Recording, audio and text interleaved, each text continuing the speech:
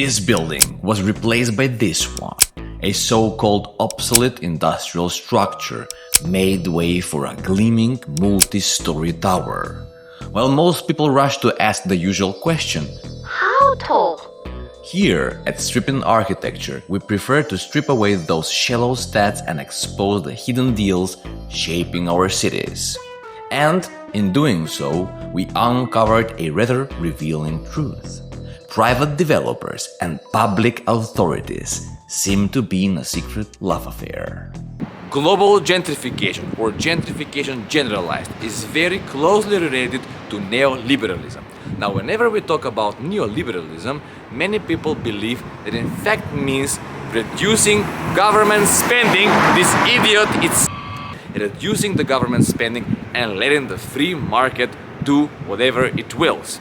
However, the issue is that often in neoliberalism politics, government and private developers or enterprises are working closely and directly. In this video, we are going to reveal a couple of cases where you, the citizen, is actually subsidizing gentrification.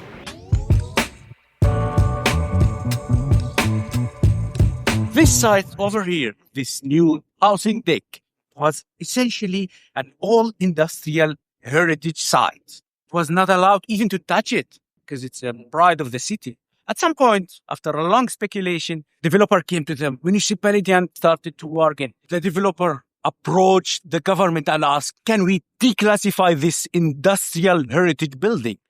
And the government answered, no, we don't declassify buildings in Brussels, but we can reclassify them if you want. And after some deeper research and literally digging the internet and scraping all the data and making careful comparison of current images, we finally managed to identify the original structure.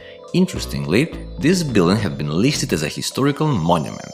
The Royal Commission for Monuments and Sites responsible for assessing such requests concluded actually in a report that the buildings were indeed worthy of protection due to their historical, urban, social and aesthetic significance.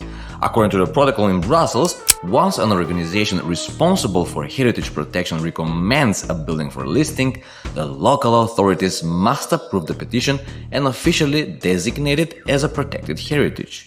However, in this case, the developer intervened in the administrative planning process and managed to persuade the authorities not to recognize the building as a part of the protected heritage because they have to make many little money. They also appear to have found a loophole. Knowing that the official procedure usually takes up to 2 years, the developer accelerated the process and wanted to demolish the existing building as soon as possible without approved demolition plans. And to be honest, we're not fanatics trying to freeze the city in a nostalgic snapshot of its past. It's simply astonishing to us to see how smaller initiatives are strictly bound by regulations when it comes to heritage preservation.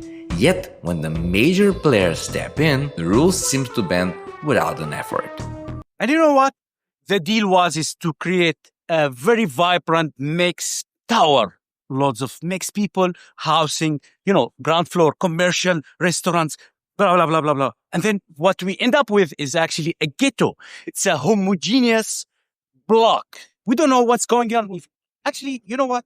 We have heard and we met some people who own apartments here, but they don't live here. It's just accumulation of their capital. Get the book.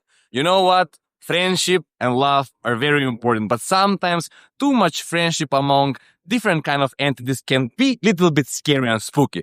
For example, here on this side, again, we have kind of an orchestrated game and partnership between the authorities and the private enterprises. This land over here was predominantly, it was originally an industrial site. There are the reminiscences, as you can see. With that being said, after the massive deindustrialization of Brussels, where 120,000 people lost their jobs, actually what happened, this place over here remained empty. Long time ago, maybe 30 years ago, one company comes over here and says, you know what, I'm interested to buy this industrial site. For how much? Well, how much an industrial site can cost? Let's say 44 million euros. And the deal was done. Pam. Government sold this public land to the private company for 44 million euros. After 15 years, the government did a little tweak. They changed the plan from industrial land use to residential land use. And then, money can flourish. In that same moment, when the authorities changed the land use zone of this site from industrial to residential, the company that bought this industrial site made a profit of 1 billion euros only for the land. Very good deal. Thank you very much, state, for thinking of the private enterprises and fucking up all the rest of the residents. And the government is like, thank you, private companies, for giving us a little bit more money to invest in our new elections. Become a collector of a city secrets deck. You want to hear another gossip about the close friendship between X and Y?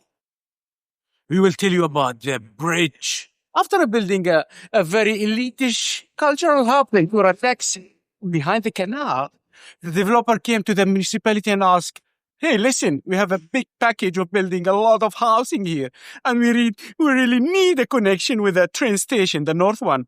And the government said, oh, buddy, don't worry, I'll build you a bridge.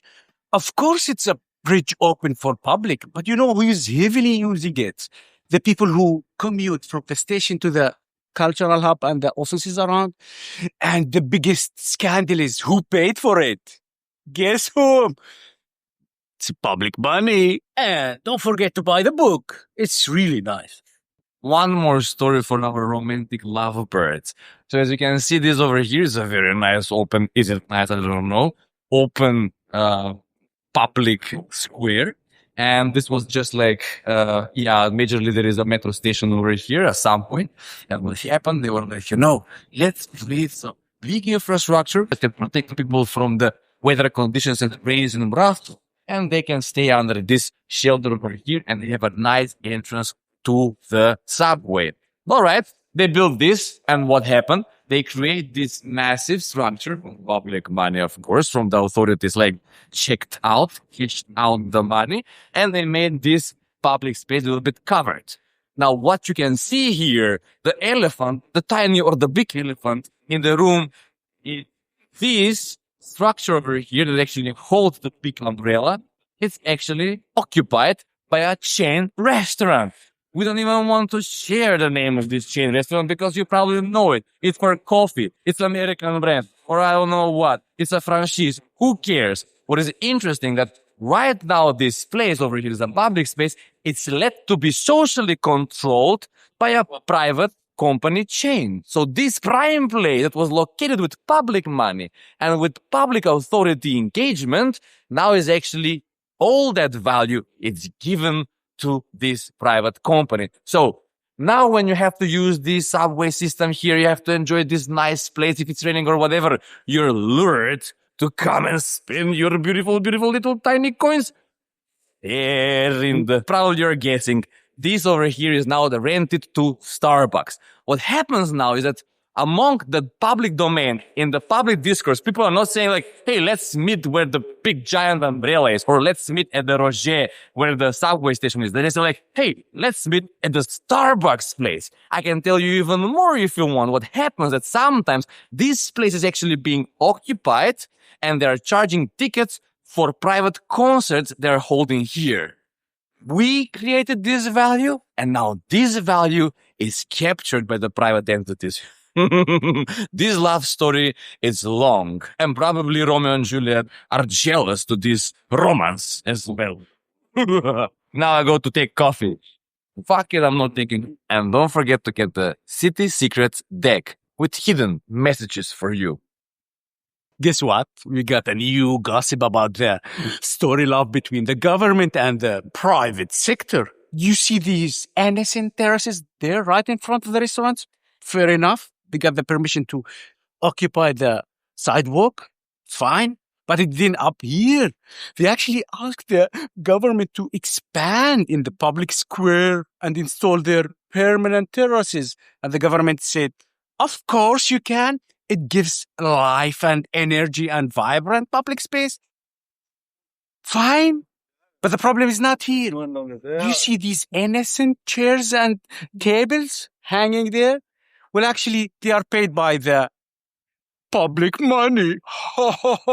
Your money and mine. It's not even fucking paid by the private sector. Can you imagine? It's mind-blowing. And actually, you can sit here without consuming. That's the fucked up fact about occupying the public space with the private terraces, and you can't sit here without consuming.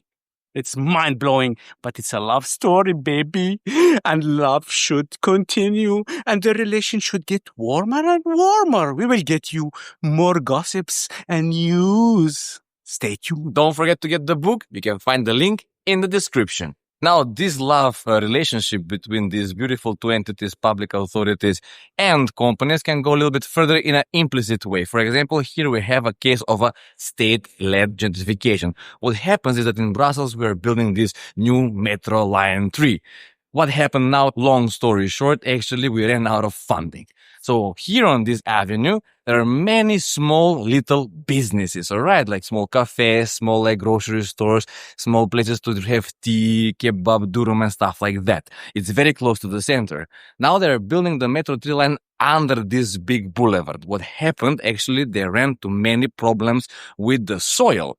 And because of that, more additional costs came to the construction, and now the city doesn't have money to pay for it, which means this construction site for the metro stay like this for almost maybe 2 years, and there is a big potential to stay forever. At the same time, this actually kills the vibe and the value that these little restaurants and little businesses were having on the corners, right? Now, what happens? Because they killed the vibe and the value for the small businesses, these little small businesses are very pushed to the corner to sell their business to bigger private corporation close to the downtown of the city center, and the big private corporation will take this and then they will kill the authenticity and they will say, thank you very much, government, but we don't give you nothing in return. So just to let you know, do you know who pays for this massive construction site over here that might never be realized? Me, you, we. Become a collector of a city secrets deck. And you know, this love romance story between the government and the private sector is very long, but probably this is the time where we can end with a very nice and juicy romantic story. So this site over here is now bought by big two developers who have no relation to this local area over here. Doesn't matter. And when they bought it, now they want to develop, I don't know how many apartments, high-end apartments. All right, fine. And when they started like digging and preparing the stuff for the construction site, they saw that actually the soil was not stable enough. Actually, you can see that the place where we are right now, there are some cracks right over there, which means the soil is not stable. And if they start like building, constructing, putting and laying down the foundations, it might be some other problems with the soil, and that maybe it can be a bad story that will make a scandal, and people who have to buy the apartments will say like, no, we're not going to pay our money for this like shitty land over here. And what happens? The government jumps in, says like, you know what? We are going to fix the public infrastructure around this construction site before you start with the construction, so we can make sure you're going to extract your profits. Now you'll say like, what's wrong? Government fixing the public infrastructure. Nothing's wrong with that. The problem is, why not fix the public infrastructure right before the private investment? Because love is a strong thing.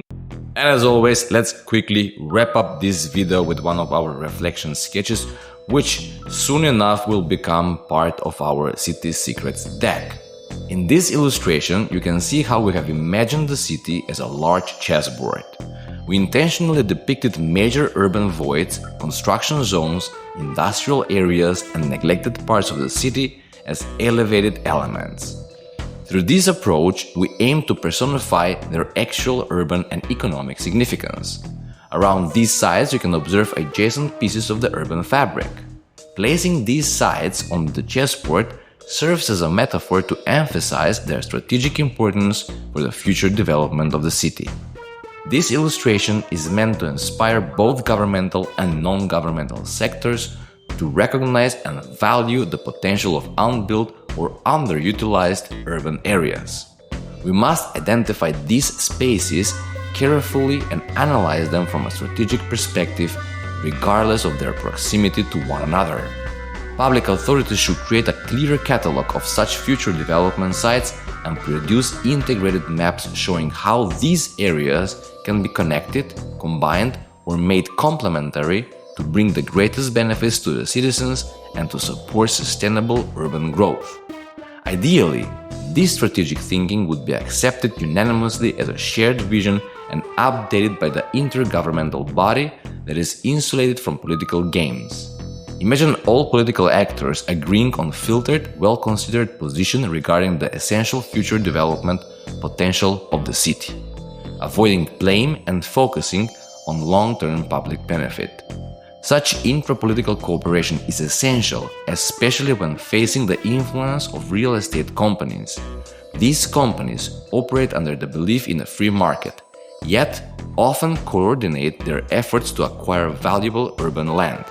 The only way to balance these interests of these single-purpose corporations is for public institutions to be organized, strategic, and united in their approach. In the previous study cases, we have seen how the government is continuously serving and running after the private sector. The private sector is always a step ahead. This is unacceptable for a sustainable development of our urban areas. And that was it for today. This love story will have to end here. Probably there are similar stories in your city. We're inviting you to get the Urban Revolutions of Fun Sketch, beautiful book where you can find plenty of interesting illustrations where complex urban phenomena are being explained with fun and interesting sketches. And we invite you to go on our Patreon and start to be the collector of our city secrets deck. You can see actually here how they look.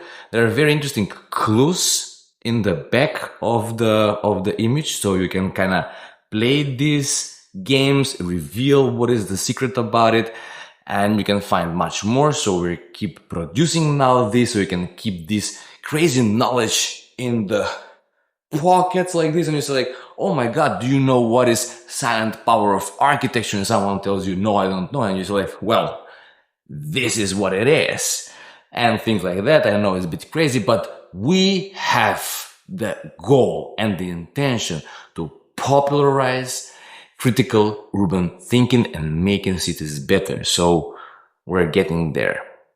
Stay tuned. Keep stripping the architecture. We love you. Until the next episode. Bye bye.